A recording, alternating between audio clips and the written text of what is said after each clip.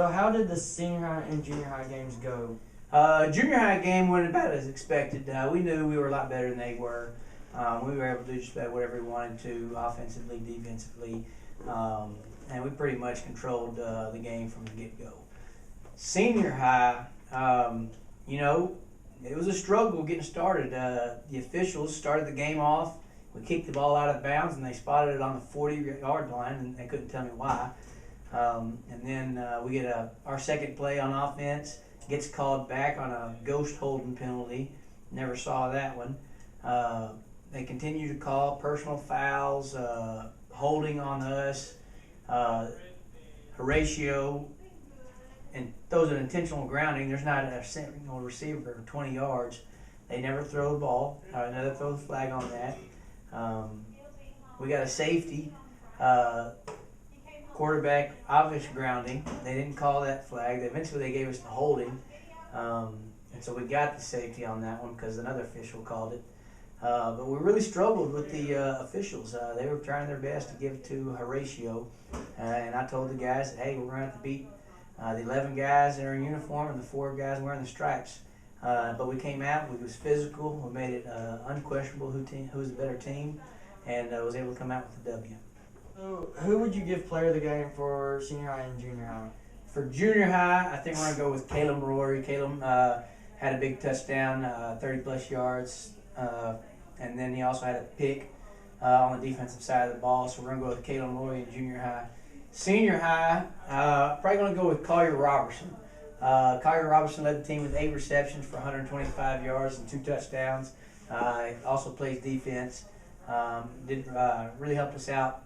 So Collier Robertson on for the senior high. How did the cross country meet go last week? It went really well. We had a good day. We got to run out at Opon Park in Hot Springs, which is where our state meet is in 3 weeks. And so I always like to go there and get the experience of running on the course we're going to be on for the state meet. So it went really well. We had junior boys had four kids set a personal record.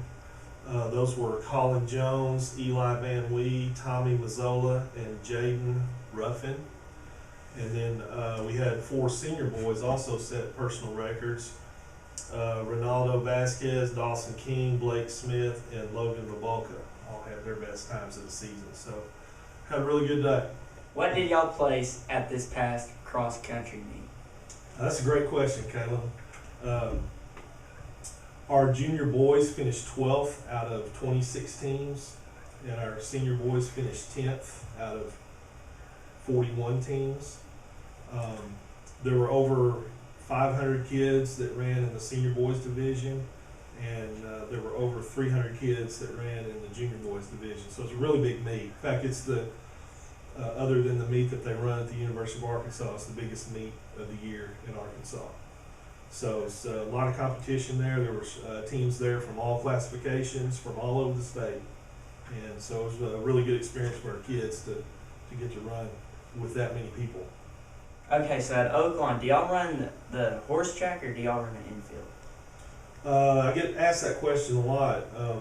The horse track is it's a little over a mile in length, so that means there's a lot of grassy area on the infield, and so they have a course cut out for us on the infield.